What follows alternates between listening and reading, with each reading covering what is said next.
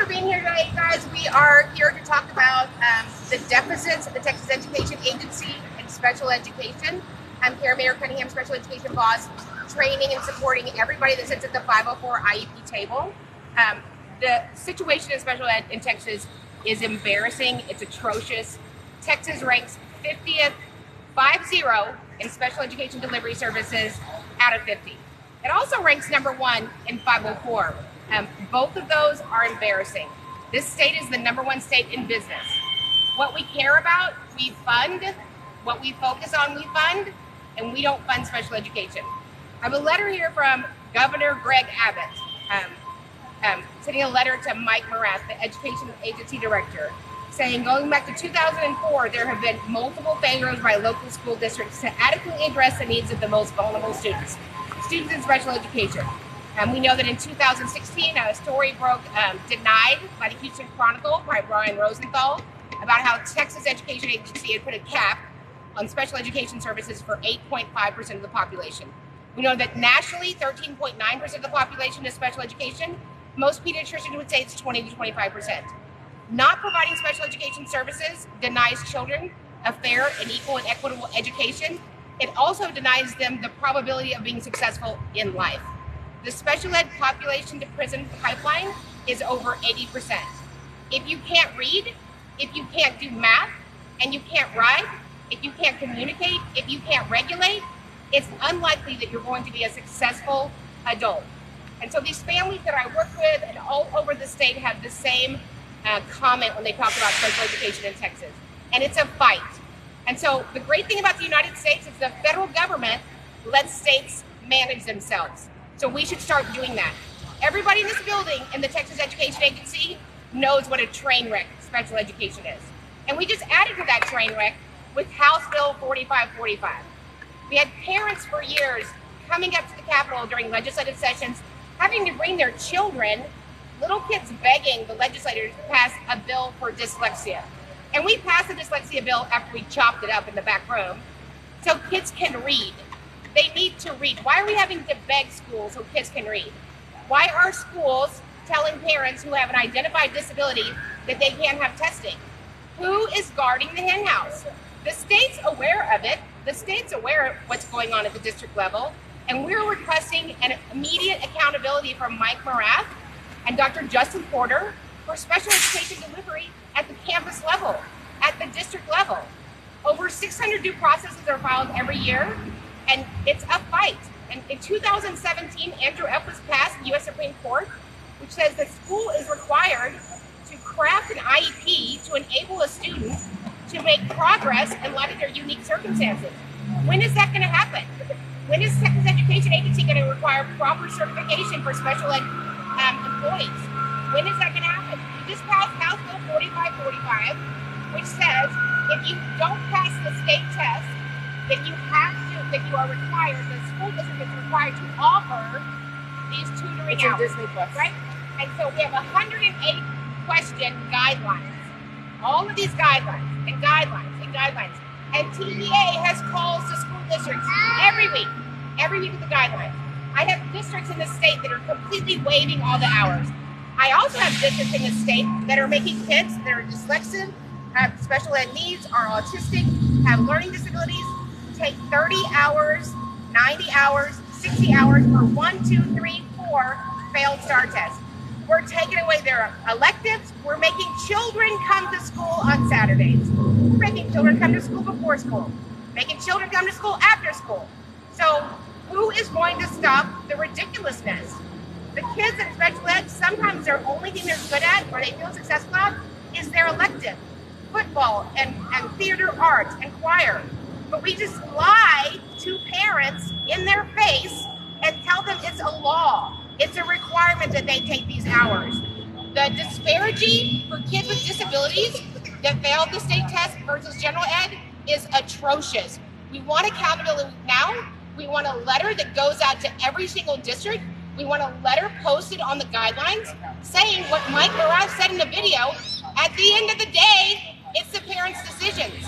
But it's not. We have wonderful people in special ed. But the few that are awful are awful. And we pick up the phone and we call parents and we threaten them. We threaten them to get special ed. We threaten them to come to a meeting, and it's got to stop. It's unbelievably ridiculous. I am just an advocate. I'm not an attorney. Last year, I filed 29 due processes in this state because we can't work things out with parents at the table. Filing due process over a reading goal. Filing due process over a student that has ADHD getting a behavior goal. And schools will spend 6 figures fighting parents to get a reading goal because their kids can't read. What are we doing? We're doing a terrible job. And these kids are dropping out in junior high because we won't give them baseline services. We are arguing and begging and pleading for baseline services that are federally funded and state funded. And of course, TEA, we can't even get our finances right. So in 2017, 2018, and this year, we have a letter from the department, OSERS, the Secretary for the Office of Special Education and Related Services, to Mike Barath, April 2022. Oh, by the way, again, you won't get $41 million in funding from the federal government because we can't get it together. So we sit up here, we take our money, districts take their money at admin, and kids are devastated, they're traumatized. I was in an IEP meeting for a 3rd grader talking about the STAR test, the stupid STAR test. We used to have an amazing vocation called teaching, but we've ruined that. We've ruined it for every teacher because that stupid state test. Nobody cares. I'm grown. Nobody asked me what I got on my state test. Nobody asked me what my GPA was. Nobody cares. Why don't we serve kids on their needs so they can be successful adults? And so this has to stop. We are demanding that Mike Barath put out a statement in a letter that clarifies the requirements of this accelerated instruction. It's an offer to the parents. And been handcuffed and threatened, literally threatened by school districts. Some of my families are here. So this is Kelly Ray. She's a wonderful mom of 3 kiddos, and they all have dyslexia. If you want to share a little bit about your fight with Pearland Independent School District.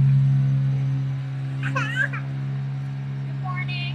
My name is Kelly Ray, and like she said, I am the mother of 3 dyslexic children who receive special education services in Texas.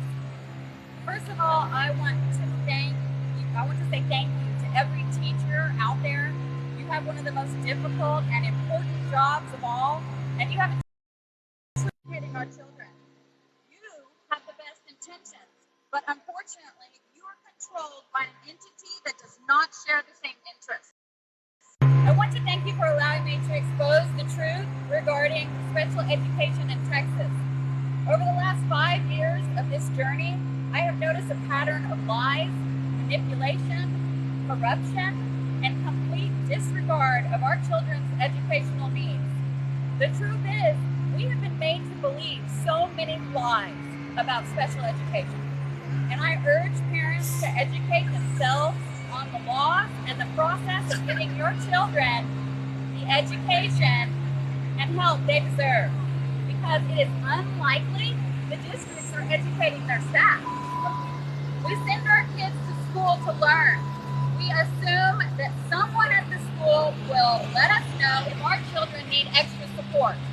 We assume if the teachers see red flags for learning disabilities, they will refer them for testing. We assume if we, the parents, come to the school asking for help with our children, not knowing the process, that someone, anyone, would lead us in the right direction. Do they? Absolutely not. I reached out for years to the school, to teachers and counselors. I got outside tutors for my kids, and I continued asking questions until one day I ran into someone who knew more than I did.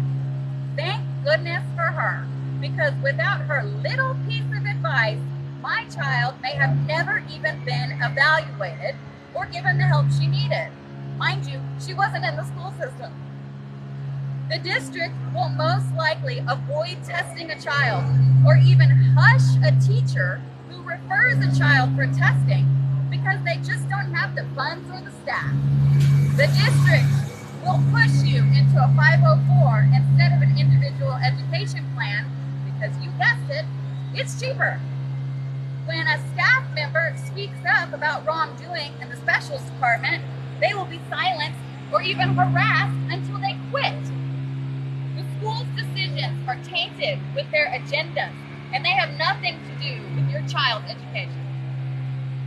Most of the children who are evaluated for special education aren't even tested until 3rd grade. When the results come in and the ARD meetings are complete, these children may finally see support in 4th grade. This is exactly what happened to my oldest child, and it's too late. While the school didn't think she even needed to be evaluated, my child was suffering. She was strong and held it together at school, yet she struggled with hours of homework. Her self-esteem plummeted, and she began to fall into a deep depression laced with major anxiety.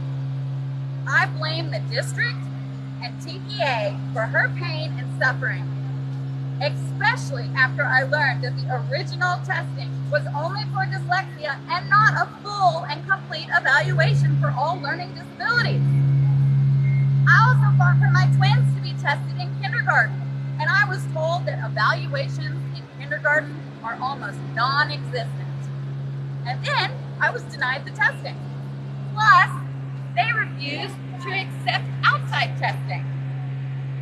I documented everything from that point on, and sure enough, at the end of the year, the school finally agreed to test them. Guess what? They too were eligible for special education.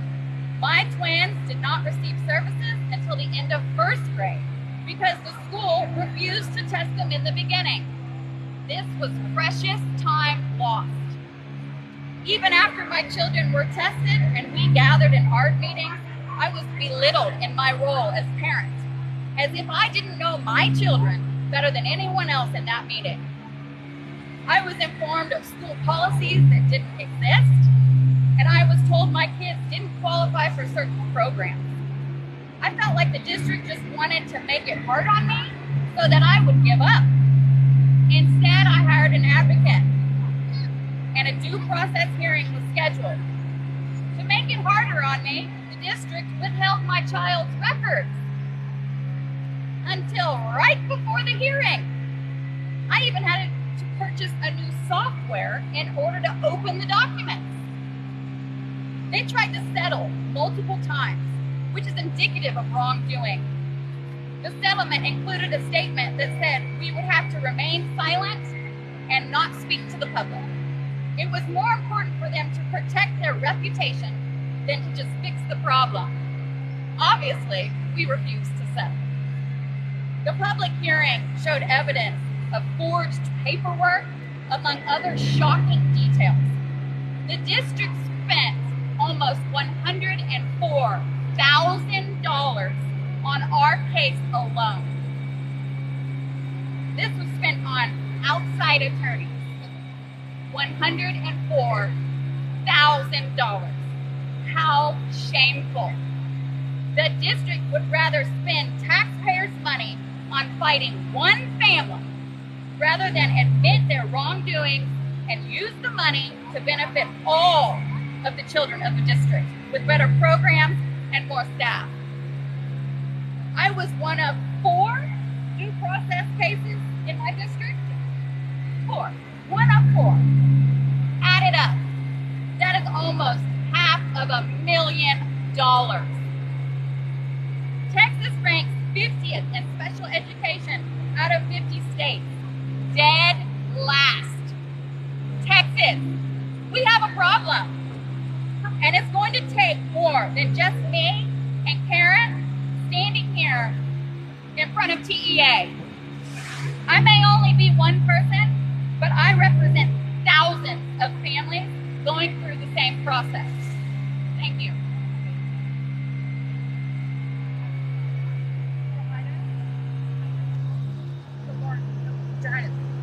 So this is a family that I serve, and they're wonderful families. The mom is in education, dad works in capital. And tell them about your child and what happened that caused you to come. So my child was diagnosed with autism. My child was diagnosed with autism with 2 different doctors. The school did not want to accept that diagnosis. They said that she didn't need to be labeled as autism at age of 4. So we had a rough pre-K year, a rough kindergarten year. They did not want to provide any support, any services. She didn't qualify for things until we called an advocate, and she fought for us. And now she just received the first service for speech last week. But it has been a 2-year battle. They just lied to our face, straight to our face, telling us that she didn't qualify for anything. And so we had to educate ourselves and start looking for answers and find out that they couldn't even deny qualification if she wasn't even, she didn't have an evaluation. So, but they straight to our face say, no, she doesn't qualify, and just let's move on. That's exactly what they told us. Let's move on. So if it wasn't for this parent, we wouldn't be able to be in a regular classroom and having services today. So thank you. The upper angle. And your child was expelled as a kindergartner. Instead of giving her special ed services or testing, they expelled a 5-year-old. Tell them about that. So she was given candy as a prize, and then she started acting out, and she was put in ISS. She was put in ISS the entire day, 5-year-old. She didn't understand why. In a room very, very small.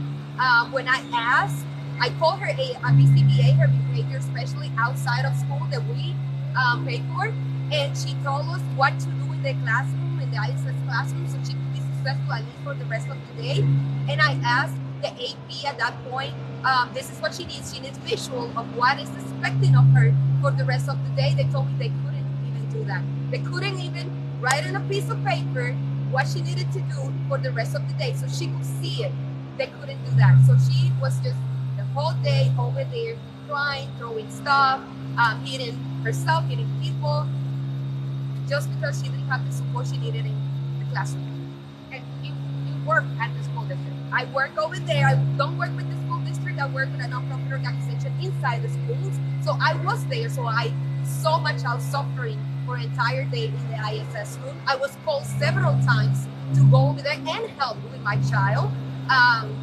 So it was detrimental and traumatic for her. After that, every time, because she can read at the age of 4, she was reading. Every time she saw the ISS room, she panicked in the school. She said, I don't want to be there. I don't want to go with Miss ISS. She called it Miss ISS. So I don't want to go there. So it was traumatic for her after that. She's doing great, and she's awesome. She's doing great now. Yes. Thank awesome. you. Sarah, you want to share your story? Sure. And these are stories that advocates hear from all over the state. So my name is Sarah. My son has Tourette syndrome and ADHD combined types, as well as PTSD from overuse and abuse from restraint seclusion in elementary school. We have 5 at school and taken them to due process twice now. And unfortunately, my son's needs have never been met by the district, and we now have to homeschool him. My son is not less than.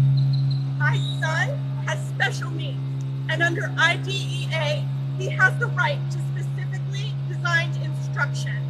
He has the right to FAPE, free and appropriate public education. That was denied to him by the school district and by TEA. He has the right to those things. I have the right as a parent to have meaningful participation in IEP meetings. I was denied that right. My husband was denied that right. We brought multiple notes from doctors and evaluations and brought in specialists from the Tourette's Association of America to guide them, to help them help our son. Did they listen? Did they take the free training provided by the Tourette's Association of America? No, they chose to restrain my child 37 times in 81 days. The harm that they have caused my child is irreversible, and it needs to stop. It cannot happen anymore. They need to get the proper training and the proper tools at the school level, and they need to properly service these children. it's enough. It's enough. So Laura is a special education teacher. I met her at a training. She's great. She has kiddo with special needs. And when you work at a school, you would assume that part of the benefit is that when you go in, it would probably be easier. And it's my experience that if you're a school-based member, which probably 20% of the people I serve are school-based members, they treat you worse. So, you want to share your story? So my son was at a district, even though they had been asked to look at evaluation. My son is autistic, and even though they had been asked to evaluate for autism, they didn't. So when he transferred into the new district, we requested formally, appropriately, which shouldn't be a thing, but we got the ball rolling, and he finally got evaluated. It was over COVID, so he was already older, in the 7th or 8th grade, and they said because they couldn't do the testing like they normally would, that they were going to go ahead and qualify him because they knew I was working at home with him. He didn't qualify for speech, and anybody that knows anything about autism, it's a communication disorder, and so speech comes along with that, and pragmatic and social skills and that kind of thing. And so they had an amazing teacher. She was fantastic, and they didn't attach him to the program, and then they ended up moving that program off of the campus. They moved buildings, they moved her somewhere else, and instead of training the new teacher, they decided they were going to reduce services. They have done everything but offer dismissal, which we've gone down to consult with, which is basically nothing. It's got nothing to do with teaching him social skills. He's incredibly smart, and so they think that because he's smart, he doesn't have any functional needs. He's not going to live with me forever. He's capable of living independently, but he has to be taught those strategies to be able to do so, and they are doing everything they can to avoid actually providing instruction around that. So as a special ed teacher, thank you for serving kiddos. Did you ever have an occasion to go to your admin or district and ask for support or help? Often.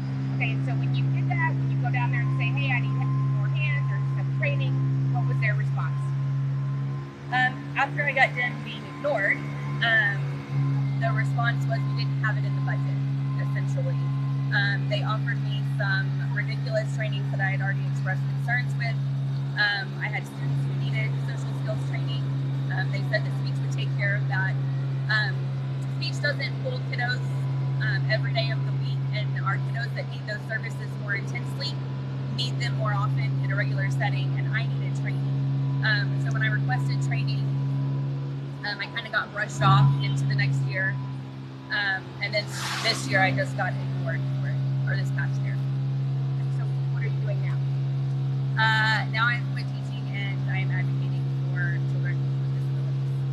Do parents assume, I assume, that we live in the greatest state there is, that when you send your kids to school, they're going to do what's right. These parents and teachers are begging for baseline, and there's plenty of budget. We have money for whatever we need.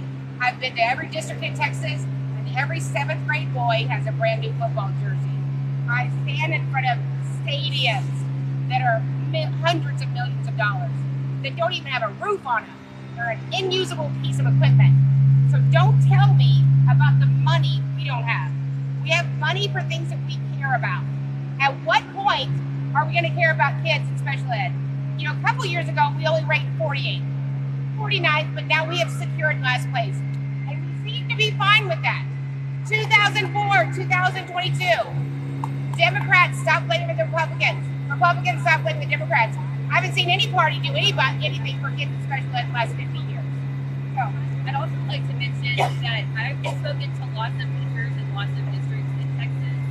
I've been doing this for a while, teaching, and no district is training their staff efficiently. We're getting the same trainings over and over and over again that are not beneficial to actually serving children or putting in proper paperwork, making proper IEPs. And our paras, our wonderful, amazing paras, have not probably been trained in 10 years. So anybody who's new to the system in the last 10 or 15 years has had zero training outside of what their special education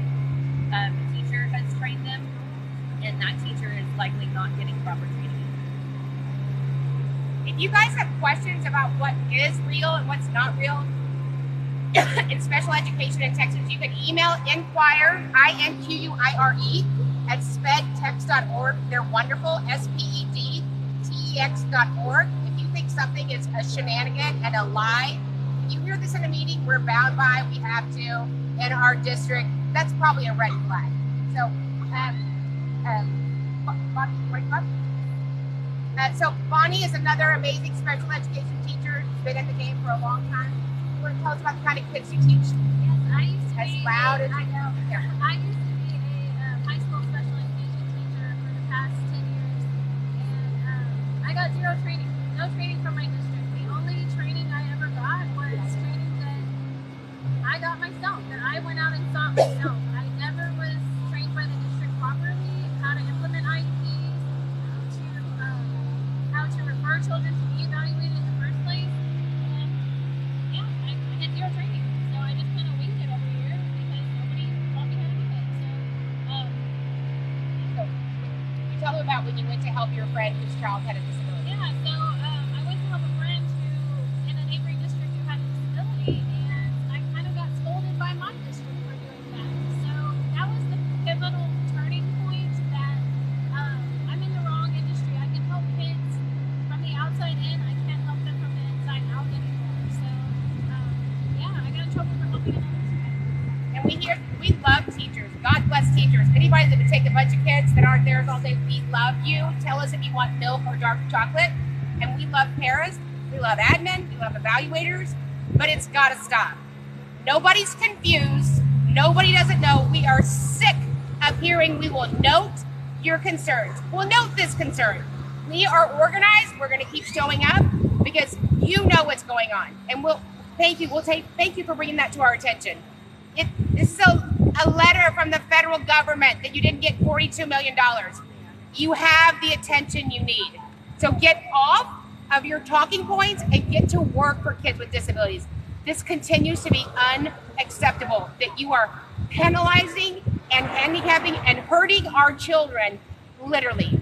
Kids are allowed to have special education services for their emotions, for communication, for functional needs, academics. Stop telling parents you can't have a special education evaluation because you haven't been to the principal's office and you have A's. Stop lying. I don't know how you sleep at night. I really don't. And it's going to stop. We have big mouths and we're going to run them till kids get baseline, which you've denied them for decades in Texas. Jackie, you want to come up? Jackie's an amazing teacher from Dallas ISD. You want to tell them your story? So I formerly worked in Dallas ISD, but now I'm in my hometown of El Paso. As far as HB 4545 goes, this is a law that is not sustainable long term. Teachers, like myself, we are working hard to help students, but we are ill-equipped to do so successfully. If we have overcrowded classrooms, if we're not being paid livable wages, as much as that seems like it's outside, if these things affect us directly, which eventually spills over into students. We are teachers who want to help students, but if we're ill-equipped to do it, our hands are tied at some point. And so HB 4545 is not school districts and school administrators, not all of them, but a lot of them, the majority, are not being transparent with parents. They are lying, straight up lying to parents and saying, oh no, you cannot refuse to take the STAR. Oh, you cannot refuse, you cannot opt out of the accelerated instruction of 30 hours. We already have video of the Commissioner of Education, Mike Morath, saying that yes, you can. It's on the TEA website that these are options for parents, but of course the districts are not giving that truthful information to parents. And so, I mean, it's criminal what they're doing. Right. Is it fair for kids to have an identified reading disability? What's the point of Absolutely 34 hours not. of reading? If you're going to force teachers to, give accommodations, which we are happy to do so, how is it that they are still taking the exact same test as their peers if they're receiving accommodations? It doesn't make any sense.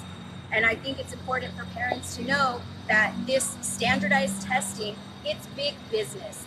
Millions of dollars go to these companies who make these tests. This is not beneficial to children. They could care less about your child's education. Let's just throw it out there because that's the truth. This is a cash cow. It's about making money. It has nothing to do with the well-being or the education of your children. So when you were a teacher in Dallas and you needed help in the classroom, how was that received by admin? I mean, it really just depends on the school that you're in.